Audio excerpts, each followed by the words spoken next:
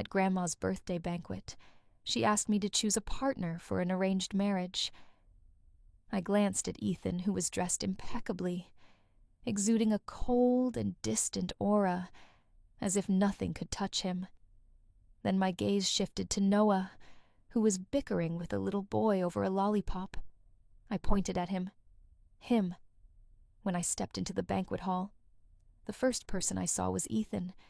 He stood there tall and straight, his posture like an icy, untouchable mountain. My eyes couldn't help but be drawn to him in the crowd. Ethan noticed my gaze, but turned his face away, his indifference exactly the same as it had been in my previous life. I turned away and walked to the farthest corner from him. I didn't want to linger, fearing I would drown in the flood of painful memories from the past. May the birthday star live as long as the eastern sea and as enduring as the southern mountains. Amid the cheers, Grandma was wheeled out of her room on the first floor. Mason pushed through the crow, out searching for me when he spotted me. He called me over. I walked to her side and knelt down next to her wheelchair. All the kids from the Bennett family around your age are here. See if there's anyone you like, she said, gesturing toward Ethan and Noah. I glanced at Ethan again, his cold and imposing demeanor making him seem unapproachable. Then I turned to Noah, who was still squabbling with the little boy over a lollipop. I pointed at him in my previous life. I had chosen Ethan, but even up until the day I died, I never earned his love. He thought I had forced him into the marriage. He treated me colder than he treated his employees. I naively believed that with time, I could melt his icy heart. Instead, he flaunted another woman in front of me, bringing her home to provoke me. When I demanded a divorce, he refused even in death. He bound us together, tormenting each other to the bitter end. Now that I had a second chance, I refused to live that kind of life again. When I pointed at Noah, the room fell silent with shock. Ethan abruptly raised his head to look at me earlier, when I turned to make my choice. His eyes had been closed. How could he have noticed someone in the crowd tried to speak, but was hushed? The old ladies here don't say anything. The shock was understandable. By this point in time, I had been pursuing Ethan for half a year. I delivered meals to his office 3 times a day. Without fail on weekends and holidays, I went to his company to wait for him. My persistence had made me a well-known fangirl of his, but Ethan had never once agreed to eat a meal with me, let alone go on a date. Many and both the Carter and Bennett families knew about my unrequited feelings for Ethan, but had kept it from Grandma. They were afraid that if she found out about my feelings, she would force the engagement. Ethan, being the rebellious type, would only make things worse, and upset her grandma had brought up this arranged marriage now, because her health was failing. She wanted to fulfill the engagement my grandfather had arranged before his death, as the only granddaughter of the Carter family. Grandma cherished me deeply and wanted to see me settled with a good match. Before she passed, the Bennett family owed a great debt to the Carters, so they left the matter entirely in our hands. I looked at Noah and asked, "Do you agree?" Noah, who was usually aware of my feelings for Ethan, seemed frozen in place, lost in thought. I worried he might reject me. My gaze instinctively shifted back to Ethan. But no, that was absolutely not an option. Just as I debated whether to pull Noah aside for a private conversation, he suddenly spoke. "You chose me." He turned sharply, looking at me in disbelief. His abrupt movement caused the lollipop in the little boy's hand to fly into his own. The boy immediately burst into tears, but No quickly clamped a hand over his mouth, his posture awkward and undignified. A derisive laugh echoed across the hall. All eyes turned to Ethan, who smirked coldly and stared at Noah with contempt. The atmosphere in the hall grew tense and awkward. I ignored Ethan. Despite his young age, he had already taken control of half the Bennett family's business empire and was used to doing things his way. I turned back to Noah and repeated, "Do you agree?" I stared at Noah and asked him again. Beads of sweat formed on my forehead, betraying my nervousness. I wasn't sure what he was thinking in my previous life.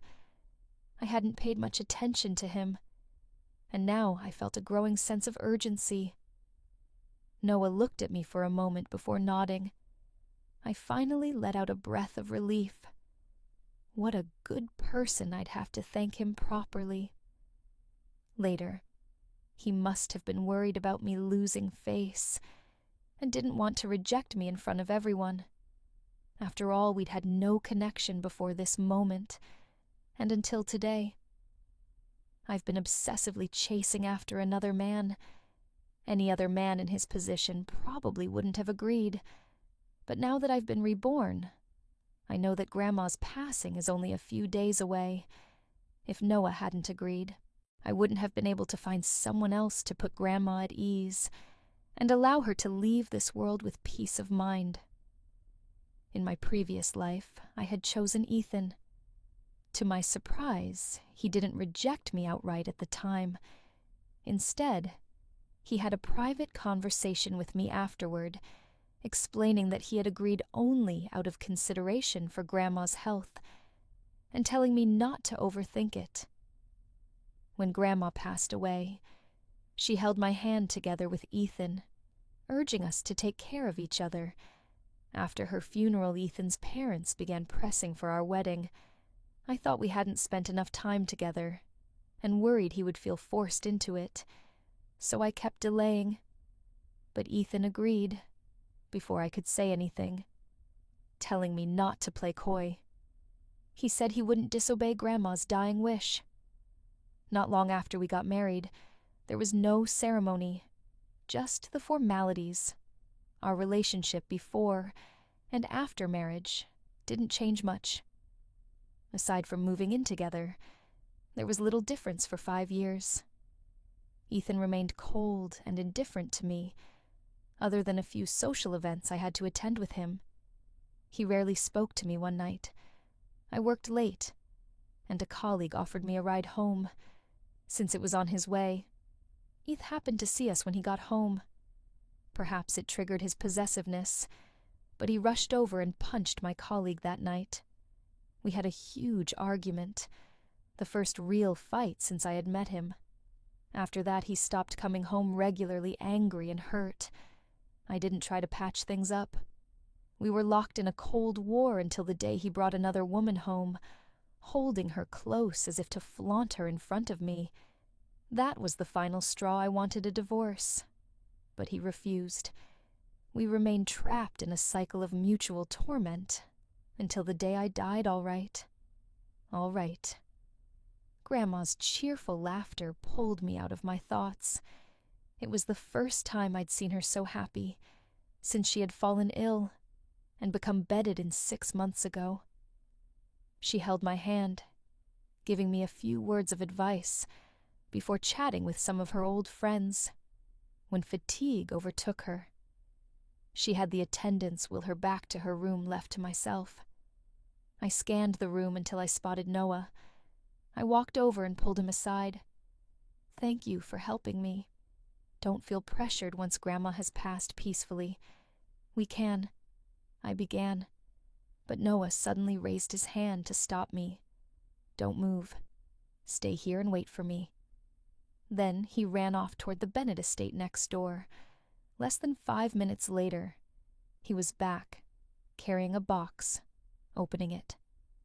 He pulled out a stack of certificates. I majored in computer science in college. These are my competition awards from back then. I'll admit, I've always been a bit laid back, but I'm not dumb. I can code and develop programs. I won't be aimless or starve. just because my family doesn't help me out." As he spoke, he pulled out a property deed, 2 car keys, and a bank card. "This is what I earned from developing games with friends. The apartment is a 2-bedroom unit in the city center. Nothing fancy, but the location's good. As for the cars, there are 2 of them. If there's something you like, feel free to use it." Noah said, "There's only about $1 million in the account right now. Not much, but you can spend it. I'll make more. A lot. More. Don't worry with that." He shoved the box into my arms as if afraid I might refuse it. "Don't misunderstand me," he added quickly. "You chose me, didn't you? Even though we're just testing the waters as a potential match, and you might not choose me in the end. I want to be upfront with you about everything. You don't have to do the same for me. This is just how I am." He waved his hands nervously, as if worried I'd think he expected the same openness from me. "I thought you wouldn't agree," I murmured, looking down at the box in my arms. My emotions tangled. "I'm happy to," Noah replied, looking directly at me, his tone serious and deliberate. "You chose me? That makes me happy. So you don't need to feel guilty, or thank me. And you definitely don't need to end things after your grandmother passes." I lifted my eyes to meet his gaze. We held eye contact for a moment, before suddenly he bolted Noah. I called after him, holding the box. He waved a hand without turning back. "I'm not good at making girls happy. Take it. If you decide later you don't want to be with me, we'll deal with it then." And then, in a flash, he disappeared through the door. I couldn't help but marvel at him. He was too well-raised, offering everything he had, just for an experimental match.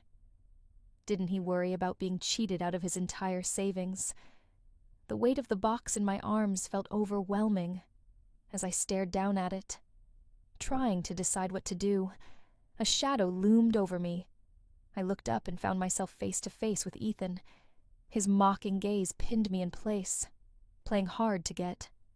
"Does it feel fun?" "What?" I blinked, momentarily stunned before realizing what he meant. "You think you picked Noah as a marriage match just to get my attention, don't you?" Ethan sneered, his lips curving into a sarcastic smile last night. "You braved the rain to bring me dinner, left a note with Ted reminding him to take care of me, and handed him an umbrella and cold medicine just in case. And now, this morning, you suddenly chose someone else, aside from trying to get back at me for shutting you out of my office last night.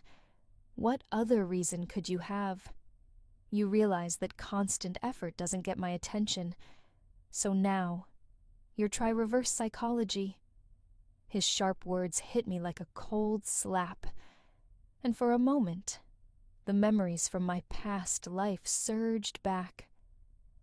Back then I had been utterly infatuated with Ethan, chasing him to the point of throwing away my dignity. No matter how coldly he treated me in front of others, I clung to the hope that he would one day reciprocate my feelings. It was no wonder he found it unbelievable that I'd suddenly chosen Noah, but I never expected his reaction to be this intense. "You don't even like me. Shouldn't you be happy that I've stopped bothering you?" I asked, looking straight at him for a brief second. Ethan hesitated, his gaze faltering, but then he looked back at me, his expression cold once more. "Don't flatter yourself," he snapped. "Do you think I'm the slightest bit agitated? Because I like you, stop being delusional. I just can't stand the thought of losing to someone like Noah, a wife from that kind of family." He added, his voice dripping with disdain. His words didn't surprise me. Ethan and Noah were both from the Bennett family, but Ethan was the eldest grandson of the main branch. His parents held esteemed positions in both politics and business, commanding respect wherever they went.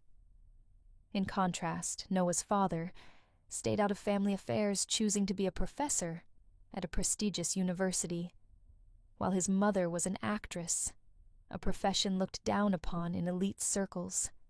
From a young age, Ethan had shown exceptional talent, his photographic memory and sharp intellect, making him the pride of the family. Noah, however, had to work much harder to achieve even a fraction of Ethan's success. To make matters worse, he had abandoned the family business path, choosing instead to pursue programming and game development. His rebellious choice had angered the family elders, who eventually gave up on him entirely. They excluded him from family business activities and events, leaving him to fend for himself. The box in my arms grew heavier, my hands beginning to ache as I pieced together the situation. Ethan's disdainful words rang in my ears, and the weight of his judgment pressed down on me even more. I didn't want to keep entangling myself with Ethan any longer, since things had already come to this point. It was time to lay everything out clearly. I stared at him. "Ethan, I don't like you anymore. My choice to not pick you, and to choose Noah today, has nothing to do with you. You can rest assured you don't like me, and you hate Noah. Perfect from now on. We can go our separate ways, and have nothing to do with each other with that." I turned and walked toward the door, but suddenly, Ethan grabbed my wrist. "What are you doing?" I snapped, twisting my wrist trying to pull away, but his grip was unyielding. "You say you don't like me anymore?" he asked, his voice cold under the dim light. Ethan's eyes were dark like a bottomless frozen. Heedless let go of me, I demanded, glaring at him, my words firm and deliberate.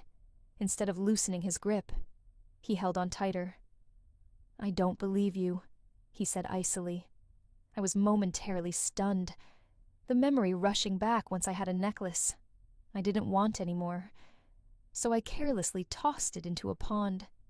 That night, I came down with a fever. A rumor spread that the necklace had been a gift from a family member, and my illness was a result of loss.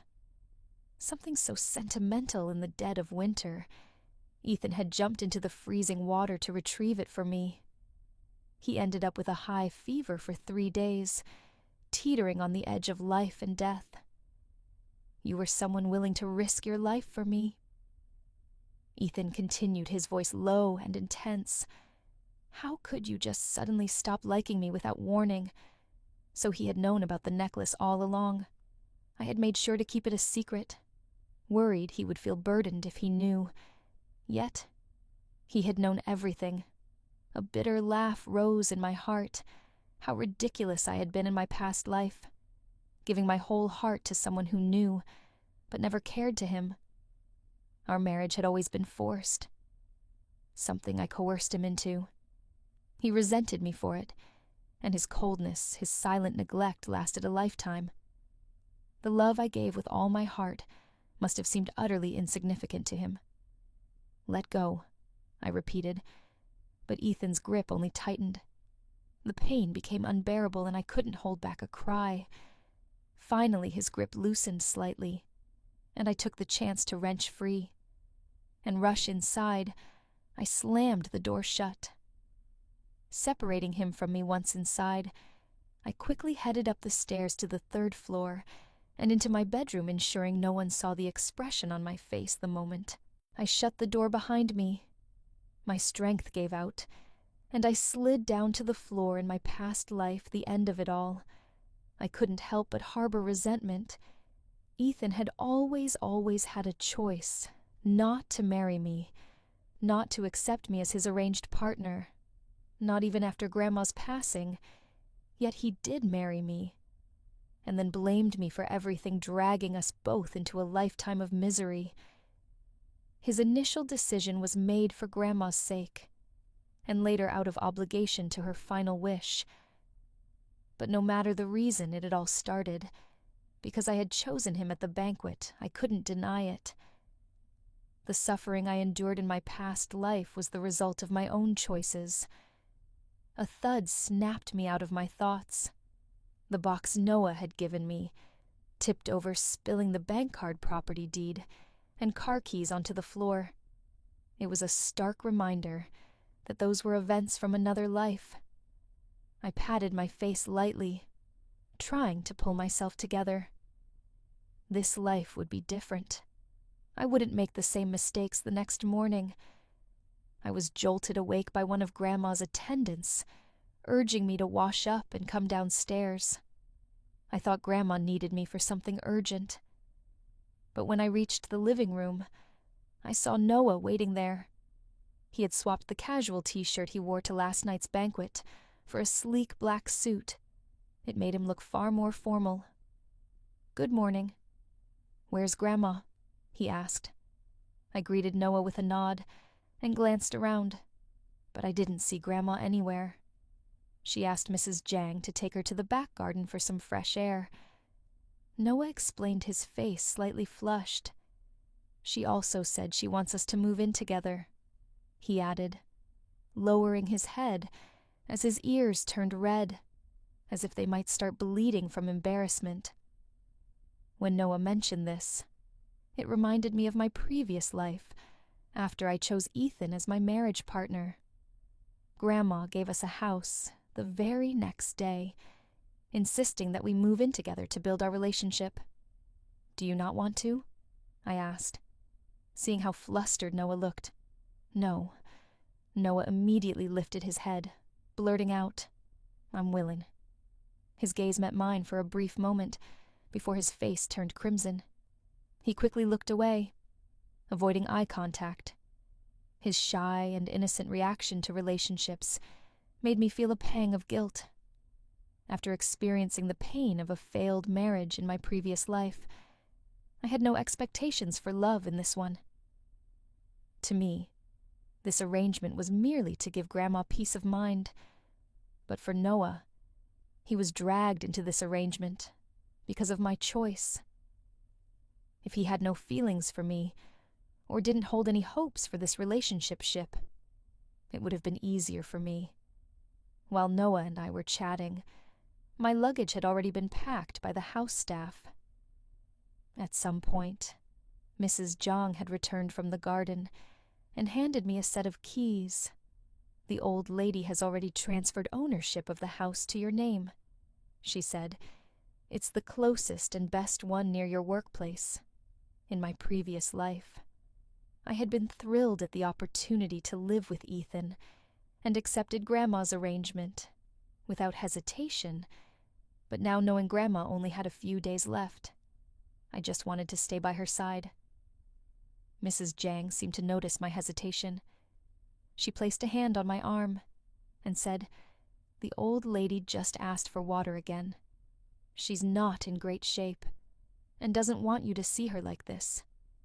She's lived a full life, seen everything, and has no regrets after your grandfather passed. She felt life had lost its meaning, but when your parents had their accident and you were still so young, she pushed through with the company, also losing a pillow. She carried the weight all these years, as long as you're happy. She'll leave this world without regrets." I knew that everyone had already noticed how frail Grandma was. She spent more than half her day asleep now, and there was no telling when she might not wake up again. That's why she had left the hospital and returned to the family home, wanting to spend her final days there. I nodded silently, the heaviness in my heart growing. The driver eventually dropped Noah and me off at the house. Grandma had arranged the cool autumn breeze brushed past us, carrying the familiar scent of osmanthus blossoms, pulling me out of my thoughts. Noah stepped out first, then walked around to open my door. I looked up at the house, a place so familiar it felt like it was etched into my bones.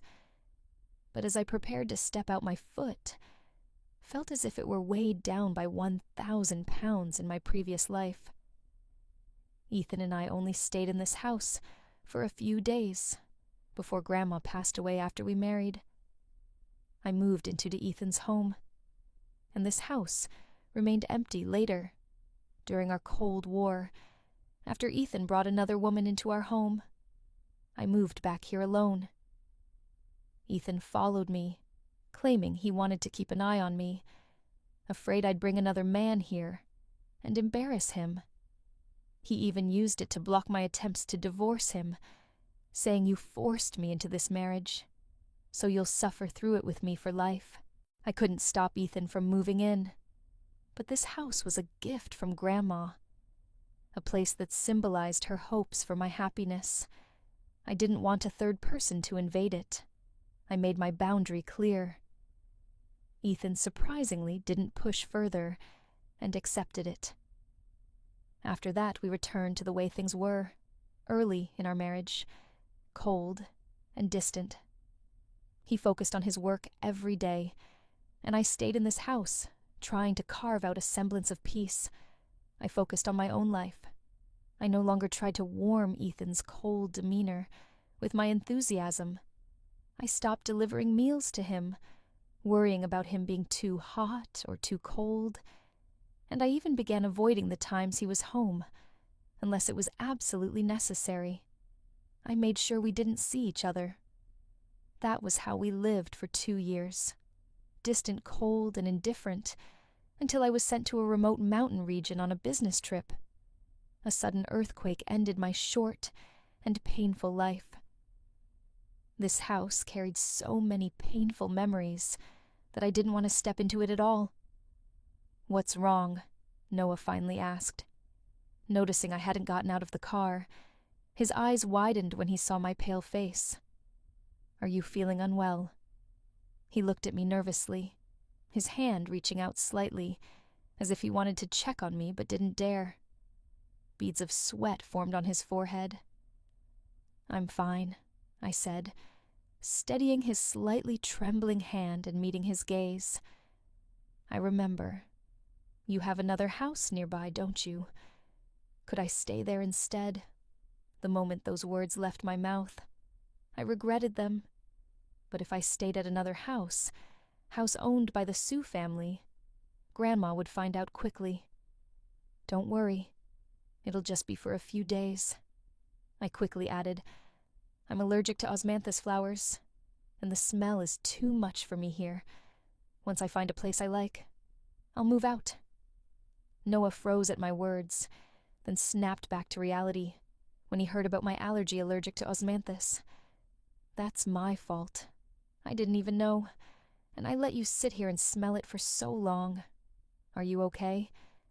His gaze darted across my face, neck and hands, scanning for any signs of a rash. "Do you feel itchy or uncomfortable?" He asked his brow. Furrowed, severe allergies can be life-threatening. He pulled out his phone ready to call for an ambulance. Quickly stopped him. His anxious actions eased the heavy weight in my heart, and I found myself smiling. "You didn't know I was allergic, so it's not your fault. And it hasn't been that long. Nothing serious.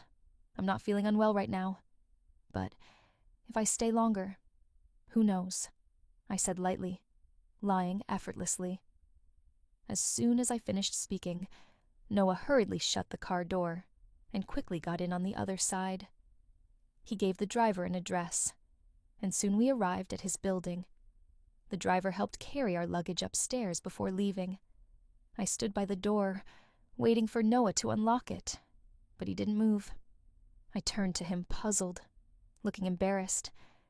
Noah lowered his head and said the key. "It's in the box I gave you last night. There's only one." He raised his hand slightly, as if to emphasize this point. "Just one key you gave it to me?" I asked, surprised I was too excited and didn't think it through. He admitted sheepishly, "I live alone, so I never made a spare." Looking at his awkward demeanor, I couldn't help but tease him. "What if I hadn't come here today? How would you get into your own house without the key? If I gave the key to you, it's yours now." Noah replied seriously. I can always stay at my office. I shook my head. A muse. He was definitely the type of person scammers would love. A genuinely trusting soul. I opened the box in my luggage, pulled out the key, and unlocked the door the moment the door swung open. I froze. The interior was decorated entirely in pink. You like this? I asked, turning to him. Noah opened his mouth to explain, but fell silent when his eyes met mine. After a moment, he nodded reluctantly. Maybe. My curious stare made him uncomfortable, because he quickly averted his gaze. Don't be shy. There's nothing wrong with liking pink, I said, trying to reassure him. Who says boys can't like pink? Noah didn't respond. Instead, he lowered his head, even more, his face burning with embarrassment. I stopped teasing Noah and stepped into the house ahead of him. Once inside the overwhelming pink decor, hit me even harder than it had at the door from the entrance. I had only seen part of the hallway and living room. But now standing in the center, I realized that everything from the bedroom doors to the kitchen and bathroom was pink. This wasn't just a preference. It was true love for the color. Fortunately, I also liked pink for someone who loved the color. This house was paradise. The walls, decorations, sofa, and even the tiled floors were all pink in my previous life. I loved pink, too. I had once considered brightening up the cold black, white, and gray tones of the home. Ethan and I shared by adding pink accents. But Ethan thought pink was childish. He wouldn't even let me wear pink dresses to formal events over time. I suppressed my preferences, choosing everything what I ate, used, and wore, based on his tastes. Back then, I didn't feel wrong, because I loved him, and thought his happiness was mine. But now, standing in a space decorated exactly how I liked, I realized how much joy came from pleasing myself. There were 2 bedrooms in the house. I pushed my luggage toward the guest room, but Noah stepped in front of me. This is my room. You can stay in the guest room, he said softly, as if worried I'd mind. I looked at him. Surprised you don't mind. Noah nodded. I'm busy with work and don't stay here often. The guest room is fine. It felt a bit strange for him to sleep in the guest room in his own house, but he clearly didn't want to discuss it further, and I wasn't one to pry into other people's private matters. I let it go and started unpacking once I finished. I realized I was hungry. Skipping breakfast and moving had kept me too busy to notice, but now that I had time to relax, my stomach started growling, just as I was about to order delivery. The scent of scallion pancakes wafted through the air. I opened the door and followed the smell to the kitchen, where I found Noah wearing an apron and frying scallion pancakes. A pot of milk was warming on the stove beside him. You didn't eat breakfast this morning, and there's not much in the fridge, he explained. This will tide you over for now. Delivery food isn't very clean for lunch. I'll take you to a private restaurant nearby that I like looking at his back as he worked. I suddenly felt a lump in my throat. This was a scene I had often fantasized about in my previous life. After my parents passed away, I had longed for a warm, loving home of my own. But after marrying Ethan, the times we ate together were few and far between. I was always the one delivering meals to him, reminding him to eat, while he never showed any concern for me. I thought I didn't need someone to care for me. But in this moment, I couldn't help but feel a bittersweet warmth. When Noah turned around with the food, I quickly wiped away my tears and sat at the D dining table before he noticed he placed the pancakes and milk in front of me and sat nearby, watching me eat. If there's anything you don't like about this house, feel free to renovate it. I don't mind, he said earnestly as I ate. "I'm only staying for a few days," I replied. "There's no need." But Noah seemed genuinely enthusiastic, as if we were discussing a bright future, not wanting to dampen his mood. I didn't argue further later. Noah took me to a private restaurant he frequented for lunch. To my surprise, we ran into Ted Ethan's assistant there the moment Ted saw me. His face lit up like he'd found his savior. He hurried over Miss Sue. "I can't believe I ran into you here. This is perfect. Why didn't you bring breakfast or lunch to Mr. Carter today? He hasn't eaten anything. I tried ordering food for him, but he refused both breakfast and lunch. I had no choice but to ask my team for advice. They told me the food here was quite good and suggested Ethan might like it. So I came over. You know, Ethan's tastes better than anyone. Miss Sue, why don't you help me pick out a few dishes for lunch if I bring them back? I'm sure he'll be happy," Ted said eagerly, looking at me with expectation. I knew Ethan wouldn't like anything I chose, but I didn't want to brush Ted off completely in my previous life. Ted had been kind to me when most of Ethan's company employees mocked me behind my back while I pursued Ethan. Ted was the only one who offered me encouragement and sympathy. He once told me about his younger sister, who, like me, had chased after someone she loved.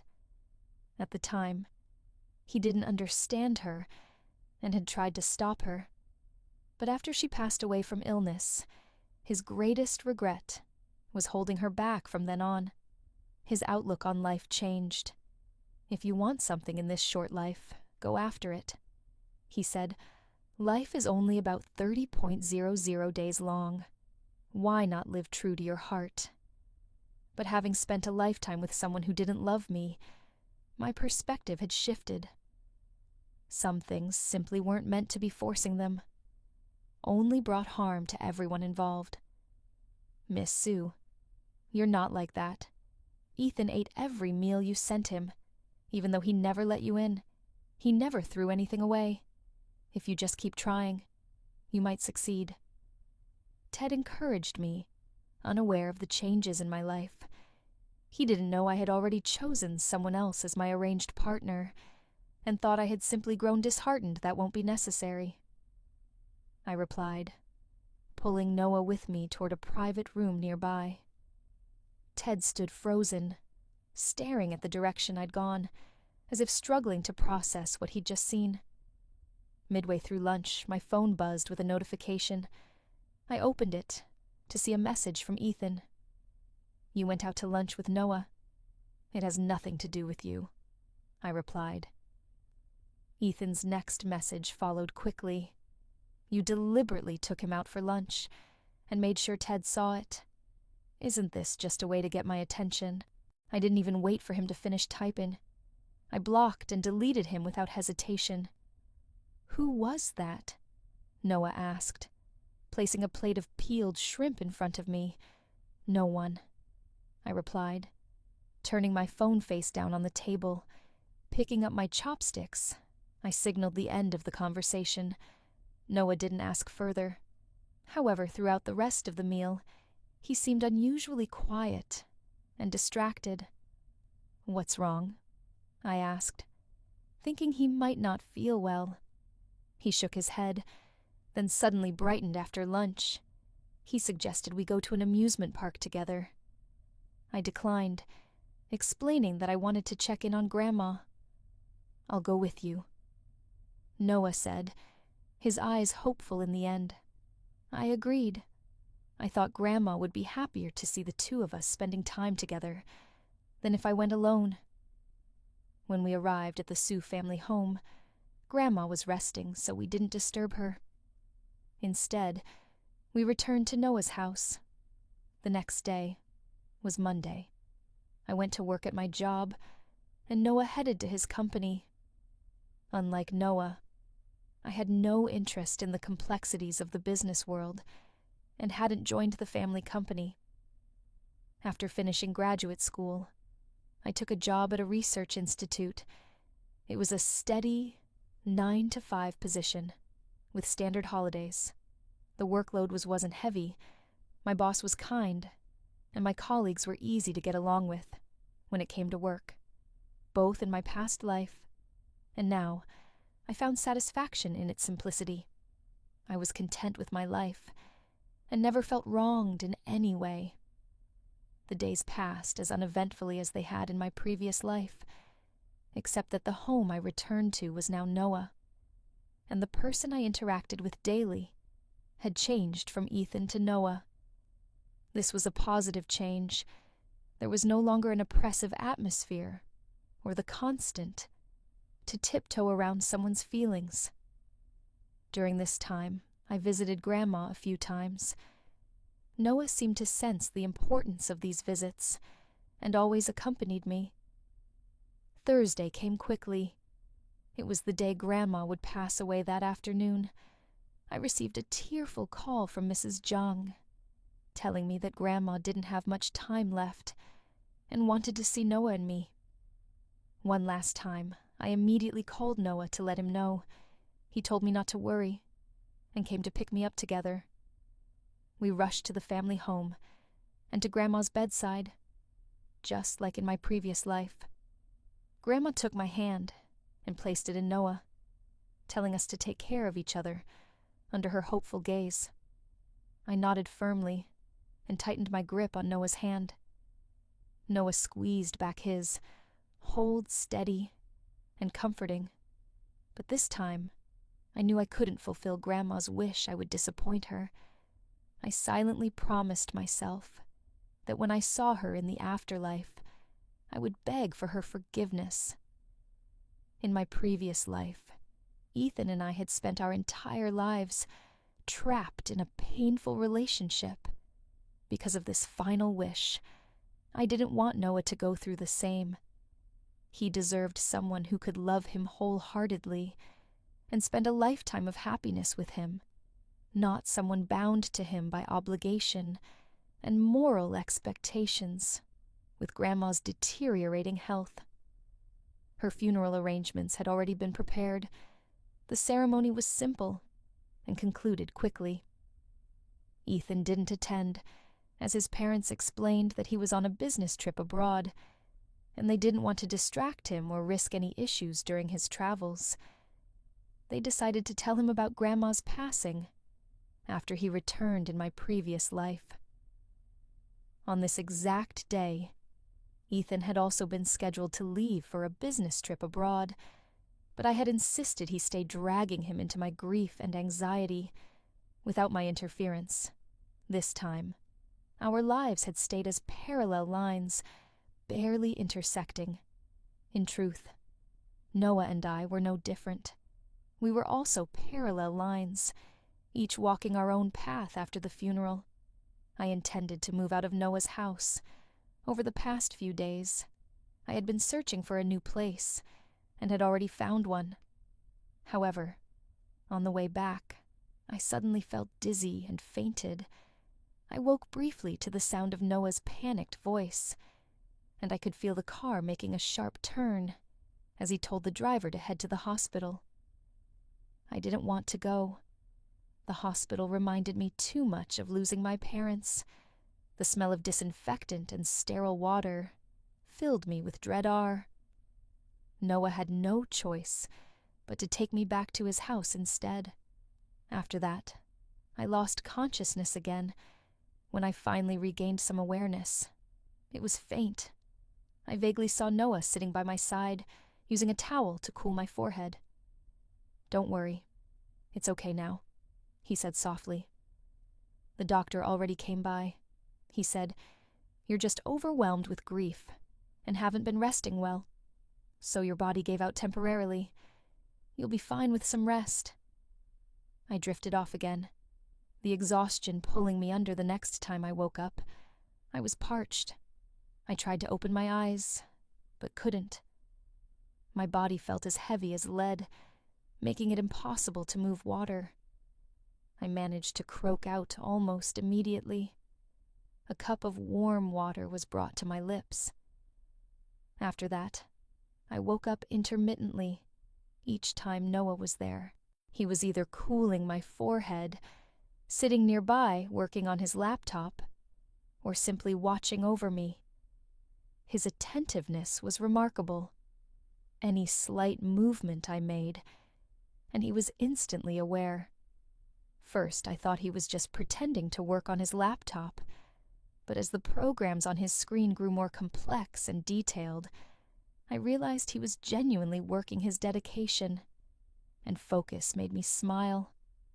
Despite my condition, that night was the first time in years I'd fallen ill so badly, and the first time I felt so cared for. It was ironic that the person taking care of me was Noah, someone I barely knew before this arrangement. When I finally recovered, I knew I had to express my gratitude. I resolved to properly thank Noah for everything I thought I would recover by the next morning, but my condition fluctuated for 3 days. During that time, Noah helped me take leave from work and stayed home with me the entire 3 days. When he wasn't checking on me, he was busy working on his programming. It was clear he had a lot on his plate, yet he never left my side by the evening of the 4-day. I felt significantly better. My body was regaining strength, and I decided to get out of bed and fetch a glass of water for myself. I tried to be as quiet as possible, but even the smallest sound seemed to alert Noah, who was outside on a work call. "What are you doing up? Did I wake you?" he asked, hurrying over with concern. I shook my head. "I just wanted to get some water." "Stay still. I'll get it for you," he insisted, treating me like fragile porcelain. He helped me back into bed before striding out to fetch the water. I felt a little helpless. "I'm fine now," I said. After finishing the glass, he handed me. Noah reached out to lightly feel my forehead. "It's back to normal," he said, "but at it seriously. Recovering from illness is like pulling out a thread, slow and delicate. You still need to rest. I've already extended your leave for a week. Use the time to fully recover." I wanted to protest, but when I met his earnest gaze and noticed the stubble on his cheeks from days of neglect, I could only nod.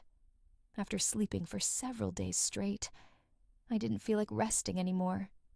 Sitting up in bed, I picked up my phone and had just unlocked it when a sudden flash of lightning lit up the room, followed by a crack of thunder.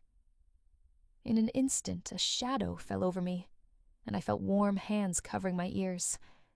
"Don't be afraid," Noah said softly, his voice soothing. "I'm not scared," I replied with a smile, gently pulling his hands away. Noah looked at me in surprise. Before quickly stepping back, I wasn't trying to. He began flustered when it thundered. "I thought you might be scared. How did you know I'm afraid of thunder?" I asked. Curious, even Ethan hadn't known that about me. On the night of my parents' car accident, there had been a thunderstorm ever since I had dreaded stormy nights. But during my marriage with Ethan, I endured countless thunder-filled nights alone, teaching myself to suppress my fear. Those long nights helped me realize I was no longer the cherished princess my parents had once dewed on. I had to face everything alone over time. I got used to it. I heard it from a friend Noah explained, looking sheepish. He said most girls are scared of thunder, so I just assumed his voice trailed off as he left the room, only to return a moment later with a glass of warm milk and a vintage record player listening to music.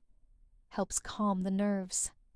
A better mood might help you recover faster, he said, placing the items on the bedside table. Soft, soothing music began to play in the background as Noah picked up his laptop. "Now that you're awake, I'll stay in the living room so you can have some privacy if you need anything. Just call for me with that." He gently closed the door behind him. Left alone in the room, I looked around, surrounded by pink walls, bathed in the soft glow of the warm light. The music played softly, and the glass of milk sat invitingly on the bedside table. For the first time in a long while, I felt truly at peace. The gentle warmth of the room, the soft glow of the lamp, and the soothing music made me forget about the storm raging outside. I thought I had overcome my fear of thunderstorms long ago, but now I realized that it hadn't disappeared. It had just been buried deep within me in the past. Those stormy nights always left me tense, yet tonight I felt completely relaxed and at peace. Something in my heart seemed to have shifted. I caught a glimpse of myself in the dark reflection of my phone screen, noticing the faint smile tugging at the corners of my mouth. Suddenly a chill washed over me, extinguishing that warmth. I patted my cheek slightly, snapping myself out of it. No, this can't happen. No one can be anyone else's savior.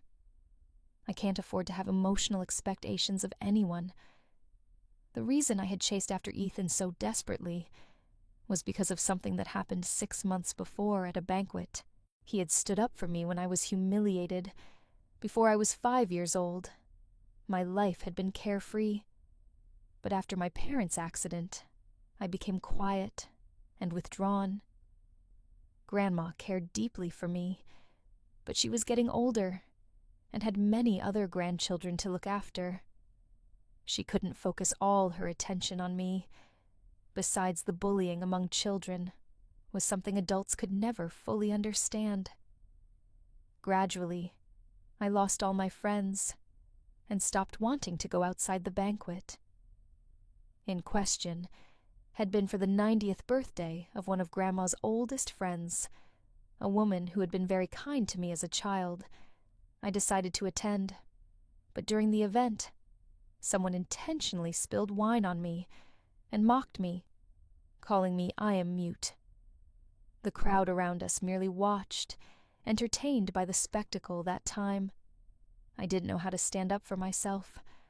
All I could do was silently pray for the ordeal to end quickly, or for Grandma to come find me. What I didn't expect was for Ethan to walk into the hall and see the scene unfolding. He stepped in and defended me. He was the first person outside my family to ever publicly stand up for me. I clung to that moment, projecting my emotional needs onto him. I sought the security and sense of belonging I had lost. That was why I didn't care about the ridicule or his indifference. I just kept chasing him, throwing myself into the flames over and over again. But after decades of a painful, entangled marriage in my previous life, I had learned my lesson. No one could save me but myself. Seeking security from someone else was just trading one abyss for another. What had seemed like heroism to me was in Ethan's eyes a minor incident. He only helped me because of the long-standing friendship between the Sue and Carter families, not because of me as a person. I should be grateful for his kindness, but I shouldn't have placed my emotional dependency on him. The same applied to Noah. He was kind to me now, because I was his arranged partner. If it were someone else, he would treat her just as well. Without expectations, there would be no disappointment or pain. I already had my own way of living in this world, one that protected me from getting hurt. There was no need to gamble on an uncertain future. When I recovered, I told, "No, I plan to move out." He stayed silent for a long time, before replying with a single word, "Okay." I moved into a new apartment, closer to my workplace. I had inherited plenty from my parents and Grandma. So instead of renting, I bought a place that way. I could decorate it however I wanted. Yet, every time I came home to the same pink walls, I couldn't help but feel like something was missing one evening after work. Just as I was about to head home, someone stopped me. I looked up and saw Ethan. I just found out about your grandma. He said I was abroad for a while. Are you doing okay? It has been a while, I replied, remembering that it had been over 2 months since Grandma's funeral. I'm fine now. But thank you for asking. I answered out of politeness, but Ethan felt different this time. His demeanor wasn't like the aloof, immature Ethan. I remembered his gaze carried a steadiness that reminded me of the Ethan I had come to know at the end of my previous life. I tried to discern something in his eyes, but I saw nothing. Maybe I was overthinking. It's not safe out here at night. Let me take you home, he offered. There's no need, I replied. I live nearby. It's only a 10-minute walk, I replied firmly, turning down Ethan's offer without hesitation. To my relief, he didn't press further, but he also didn't leave. Do you still need something? I asked, looking at him. Can you add me back on WeChat? Ethan asked, his tone unexpectedly soft. I promise I won't bother you again. I just want to stay in touch as friends. I shook my head. There's no need. We work in different fields and won't cross paths in the future, now that Grandma's gone. I don't visit the family home much. We probably won't see each other again, and that's fine by me. Ethan fell silent, the atmosphere growing tense. I'm leaving, I said, turning to go. But before I could take a step, Ethan grabbed my arm. You and Noah. He started hesitating. I know you've moved out of his place, and the two of you haven't seen each other in a while. You don't love him, do you? You only chose him to fulfill your grandmother's wish. I could have done that too, as her grandson. I could have honored her wish. I had no idea what had gotten into Ethan after his trip abroad, and I didn't care enough to find out. I shook off his hand and prepared to leave. But as I turned, I saw no standing. Not far away. The moment our eyes met, Noah turned to walk away. Noah called out, stopping him in his tracks. He didn't turn around. If you keep walking, I'll make sure to turn and run every time I see you in the future. I threatened, half joking, but determined Noah froze, his steps halting.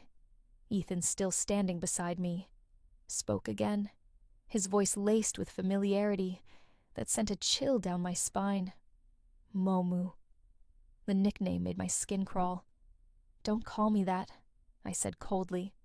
Weak, not close. I pulled away from him and walked toward Noah. Why were you running away when you saw me? I asked, looking directly at him.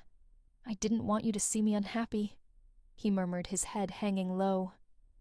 When did I ever say I didn't want to see you? I countered, confused. Noah hesitated before continuing. If you wanted to see me, why did you move out of my house? Wasn't it because you were uncomfortable being with me? I hadn't expected him to think that way. Lowering his gaze further, Noah added, I know you like Ethan. I didn't want to make things harder for you. As he spoke, he turned to leave again. If you take one more step, I said, grabbing his arm, I really won't want to see you again. He froze, then quickly turned back, gripping my arm tightly.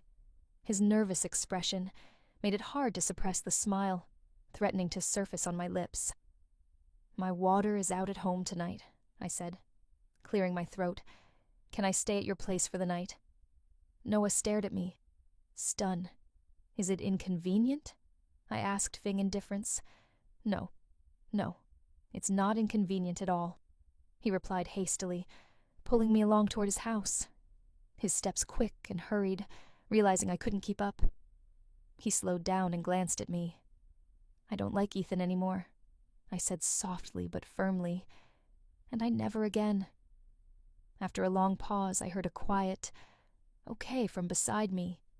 When we reached Noah's house, I realized what had been missing in my own. A home with someone waiting for me, lights on when I returned, and the warmth of someone who cared. 2 years later, I accepted Noah's proposal on our wedding day. Midway through the ceremony, Ethan's parents abruptly left in a panic. I didn't learn the reason until the banquet was over. Ethan had attempted suicide. Thankfully, he was rescued in time. His mother begged him with all her heart and soul, convincing him to abandon the idea of taking his own life. 2 weeks later, Ethan was discharged from the hospital. That very day, he booked a plane ticket and left the country. He never came back. 5 years after his departure, I received an anonymous text message. "I'm sorry. It was the same day I had died in my previous life."